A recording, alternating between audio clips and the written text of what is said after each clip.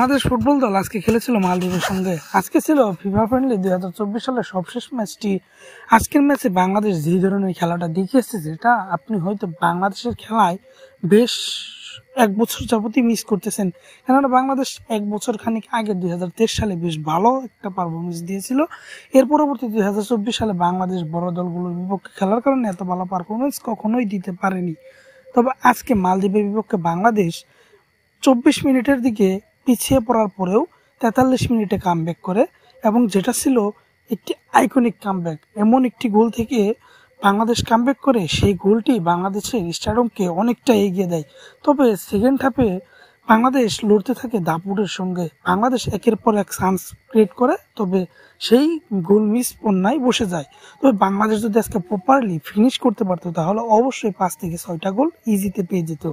But শেষের দিকে 93তম মিনিটে, অতএব অ্যাডেড টাইমের 3 মিনিটের মাথায় গিয়ে বাংলাদেশের পক্ষে সাব হিসেবে নামা প্লেয়ার গোল করে দিলেন, এবং যেটা ছিল খুবই অসাধারণ মানের একটি গোল। তো সেই গোল থেকে বাংলাদেশ লিডে চলে যায় এবং শেষ পর্যন্ত খেলাটা জিতেই শেষ করে নেয়। তো বাংলাদেশের ফুটবল ফ্যান, বাংলাদেশ আলটা, বাংলাদেশ ফুটবল গ্রুপ সবাই উপস্থিত ছিল আজকে মাঠে। শেষ পর্যন্ত একটা পাবলিকও মাঠ থেকে বের হয়ে যায়নি। এখান থেকে বোঝা যায় বাংলাদেশের আজকের খেলাটাই ঠিক কতটা উন্নতি হয়েছে। তো আপনার কেমন লেগেছে আজকের ম্যাচটা, সেটা অবশ্যই কমেন্ট বক্সে কমেন্ট করবেন। সব ধরনের স্পোর্টস আপডেট পেতে স্পোর্টস ভ্যালুকে সাবস্ক্রাইব করবেন। ধন্যবাদ।